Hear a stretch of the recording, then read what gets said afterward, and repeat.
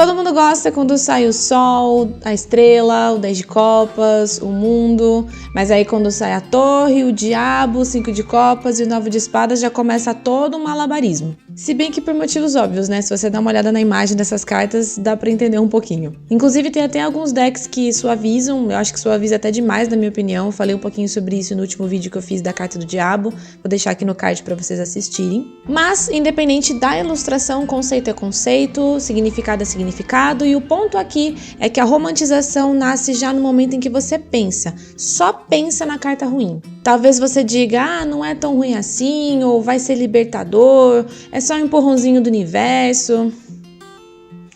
Não, né? A romantização ela nasce na nossa relação com o desconforto, porque existe uma tendência muito grande em transformar dor em frasezinha bonita aí. E isso nem sempre ajuda. Na verdade, na minha opinião, nunca ajuda. Quando a gente tenta deixar a dor bonitinha demais, palatável demais, ela acaba perdendo a função. E é justamente sobre o que acontece quando a gente troca a verdade por um conforto qualquer que eu quero falar hoje.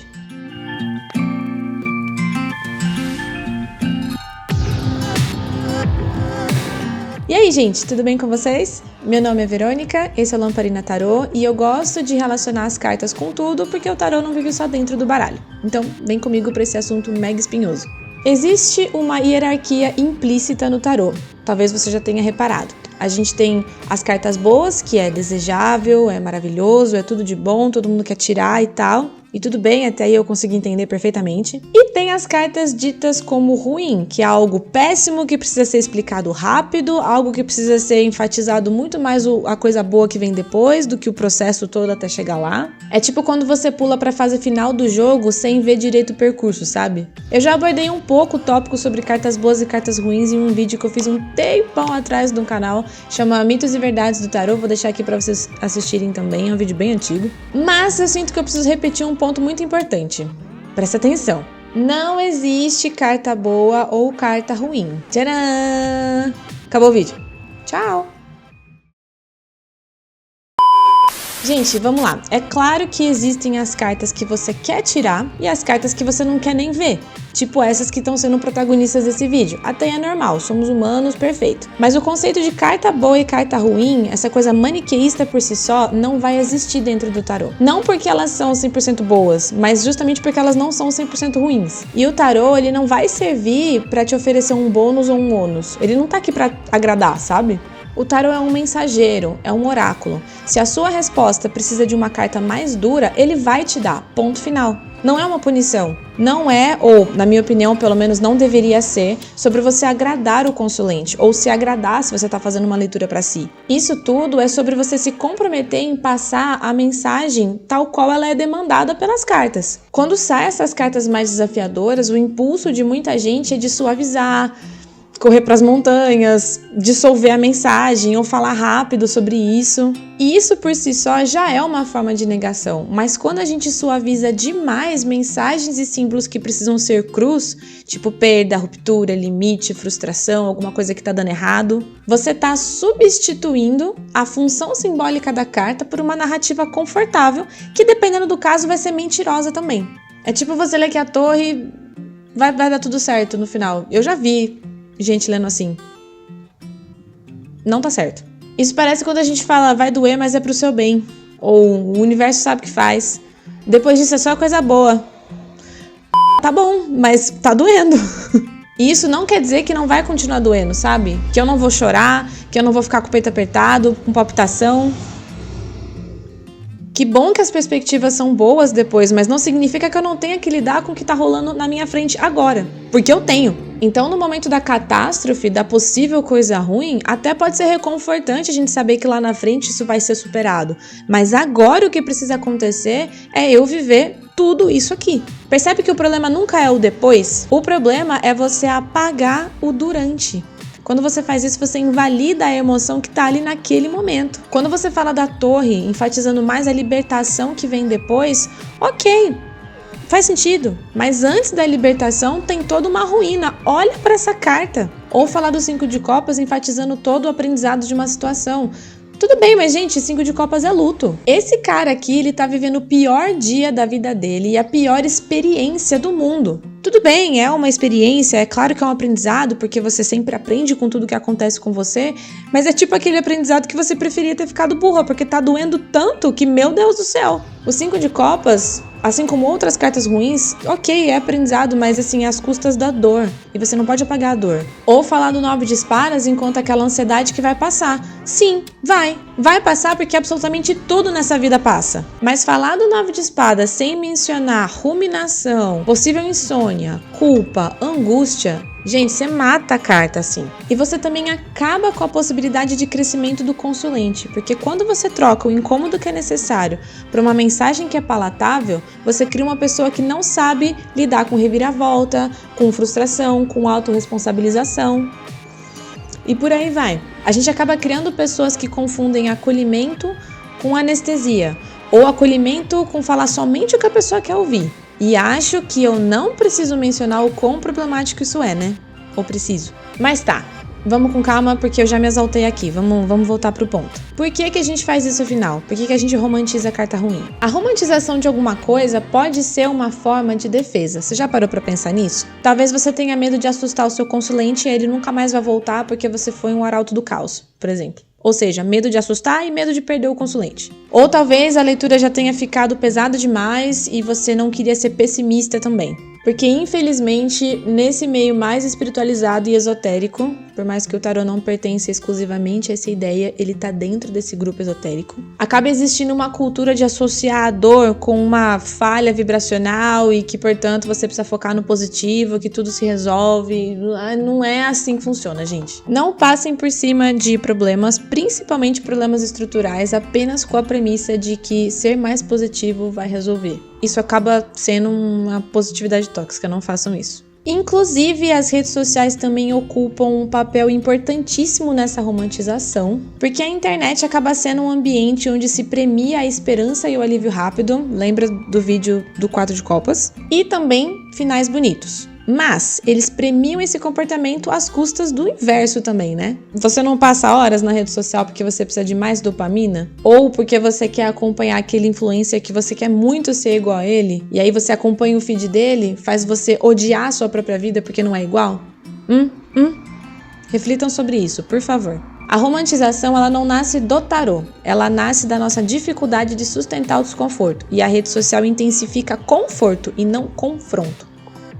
Tá, mas qual é o problema real disso, além de sair do significado das cartas? Toda vez que você romantiza uma situação, você invalida a experiência emocional que aquilo propõe. Quando você suaviza demais alguma coisa, nesse caso uma carta, a pessoa ela pode se sentir errada ou inadequada por estar sofrendo por causa de algo. Aquele famoso, fica triste não chora, ele não te merece. Ou ela pode achar que ela não entendeu a mensagem. Porque se vai ficar tudo bem, por que eu tô triste então? Ou, pior do que isso, ela vai tentar pular essas etapas emocionais. Ao invés dela respeitar todo o processo da dor dela, ela já vai querer antecipar, já vai querer substituir, já vai querer pular a dor a todo custo. Isso não é saudável. Ah, mas é fácil falar, porque sentir dor dói demais. Gente, é óbvio que ninguém gosta de sentir dor. É óbvio.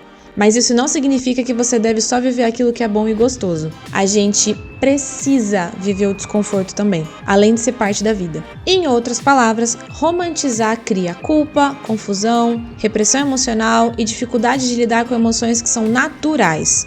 Sim, é natural sentir raiva, angústia, mágoa, desesperança, melancolia. Todo mundo sente. No fim, você acaba ajudando o consulente a criar uma falsa expectativa de que tudo é lindo, utópico e cor-de-rosa. Tipo um 10 de copas. E também é importante a gente lembrar que nem tudo que tá doendo tá te preparando pra algo melhor, tá? Às vezes só dói mesmo. Eu acho que a gente precisa parar de achar que as cartas difíceis elas são punições. O tarô ele não tá te punindo. Não existe isso. É claro que ele não vai necessariamente te proteger do impacto, mas não é sobre punição, não é pessoal. Mas também não é uma promessa de redenção imediata. Essas cartas mais difíceis, elas nomeiam limites que são necessários, elas vão mostrar rupturas, elas vão apontar desgastes e elas te fazem ver as coisas como elas são, porque a vida é difícil. Então, eu preciso que vocês entendam que o tarô ele não tá vindo pra te consolar, ele vem pra te mostrar tudo, incluindo a dor. E quando a gente cria coragem, se é que é porque você tá com medo, né? De parar de romantizar, você ganha maturidade tarológica. Eu inventei esse termo agora, mas eu acho que vocês entenderam. Não tô querendo dizer que te separa de um ou de outro, não é sobre isso. Não é no sentido do ego, de você saber mais que os outros e tal, mas é porque a leitura, agora sim, ela ganha uma função. Ela fica honesta e a carta deixa de ser só uma mensagem bonita e passa a ser uma ferramenta de consciência e não de fuga a todo custo. O consulente, no fim das contas, ele pode até ficar impactado com a notícia ruim, mas ele se sente visto. E a carta difícil, ela vai cumprir a função dela, que é falar sobre a realidade de forma crua. Ou você quer ficar mentindo pro seu consulente? E a mensagem, ela precisa ser passada do jeito que o consulente precisa entender. Por exemplo, a torre não é e não vai virar, vai dar tudo certo. A torre, na verdade, é isso aqui vai dar errado, aquilo ali vai ruir, mas é isso que você precisa saber agora. E aí o consulente, ele é autorizado a sentir. Tá, mas como é que eu leio essas cartas sem ser simplesmente apocalíptica e arauto do caos? Porque tem essa diferença, você pode passar uma mensagem difícil num vocabulário legal. Então, para ficar entendido uma coisa aqui, comunicar com clareza e compromisso não significa ser bruto, são coisas diferentes. Isso é possível de ser feito. Nomear uma dor e um problema não significa que você vai aumentar ele. Da mesma forma que você não quer mentir pro seu consulente suavizando uma dor, fingindo que não é tudo aquilo, você também não quer aumentar aquilo no colo dela, porque aí você também tá sendo mentiroso. Você pode usar uma linguagem simples, acessível e um tom humano, principalmente o tom humano. Aí você não floreia, não espetaculariza e nem marca o sofrimento da pessoa. E ainda assim, reconhecer o problema e acolher o consulente sem ficar mentindo ou agradando. Ser honesta não é o mesmo do que você ser insensível. Nada de sincericidas, rainha de espadas aqui. Vamos lá, eu vou dar um exemplo. Primeiro, o que não fazer, como não comunicar. Vamos pensar na torre, que a gente já estava usando ela. Olha, saiu a torre, mas calma, tá? Porque essa carta, ela é ótima, na verdade. Ela fala de libertação, de quebrar estruturas que já não servem mais, sabe? Às vezes o universo derruba para reconstruir algo melhor. Então, assim, pode até ter um choque, uma coisa inesperada, mas no final vai ser pro seu bem. Confia no processo. Depois da torre sempre vem algo melhor. E aí eu queria abrir um parênteses grande aqui, que não é que essa leitura tá errada, tá? É tudo que a gente tá falando até agora. Ela só é suave demais e muitas vezes o consulente não consegue entender o impacto da carta, porque você falou tanto sobre a coisa boa que vem depois, que talvez ela nem tenha entendido o quão ruim a carta pode ser. E aí na hora que chegar o momento do baque, como é que lida? Agora vamos dar um exemplo sobre como comunicar a carta da torre com clareza, sem você ser cruel, e obviamente não quero me colocar aqui como dona da verdade, é uma sugestão. Bom, saiu a torre. Essa é uma carta que fala de ruptura, de algo que cai porque já não se sustenta mais, mesmo que para você ainda fizesse sentido tentar segurar. Não é uma carta confortável, de jeito nenhum. Ela aponta para um choque, para uma quebra de expectativa, uma situação que pode te tirar do eixo e muito provavelmente ela vai. E eu acho importante dizer isso com honestidade. Muito provavelmente vai doer, muito provavelmente vai te confundir e também pode dar a sensação de perda de controle. A torre faz isso. Mas eu preciso que você entenda que a torre não é uma punição, mas ela também não vem te poupar do impacto. A torre aqui, ela te convida a olhar onde você está se apoiando, porque muito provavelmente esse apoio já está mostrando suas rachaduras já tem um certo tempo. Essa carta aqui, ela diz que continuar insistindo em manter de pé esse apoio talvez seja mais desgastante do que lidar com a queda e que por isso vai ruir. O tarô, ele reflete o consulente, reflete você e os seus estados internos também, vocês sabem disso. E é justamente por isso que nem toda leitura precisa ou vai terminar leve, acontece. Mas independente se ela tá leve ou pesada, todas as leituras precisam terminar verdadeiras. Então o intuito não é anestesiar, tirar a dor momentânea ou tratar a causa, porque o tarô não trata nada, não é uma terapia. Falei disso no vídeo também. O intuito, muitas vezes, é de incomodar mesmo, mas também de orientar. É o incômodo que é importante, que faz parte. E ler cartas difíceis sem ser cruel não é você suavizar a mensagem. É você confiar que a pessoa consegue lidar com a verdade quando ela é dita com respeito. Você não precisa mentir para o consulente, você não precisa insultar ele dessa forma. Nem toda carta ela vem para te salvar. Algumas elas vêm só para te acordar mesmo. Talvez a pergunta não seja por que tal carta caiu, mas sim por que a gente precisa tanto que ela seja menos dura. Isso diz muito mais sobre você do que a própria leitura. Mas agora eu quero saber de vocês. Você também tem dificuldade de ler essas cartas mais temidas? Tem medo quando cai numa leitura para um consulente? Ou melhor, você concorda com o que foi dito nesse vídeo? Deixa aqui nos comentários, vamos trocar uma figurinha. E se você gostou desse conteúdo, já sabe, deixa o seu like e se inscreve no canal para não perder os próximos vídeos. Tem bastante coisa legal que eu tô planejando pra cá. Então, até o próximo. Tchau!